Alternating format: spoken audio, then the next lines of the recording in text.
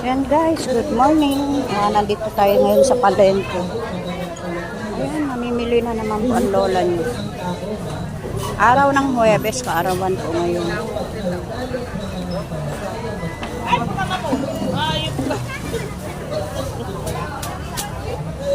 Kaarawan ngayon sa ating palengke, Malolos. Guys, good morning.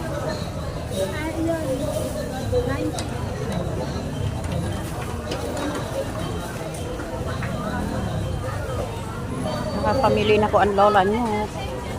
Good morning po.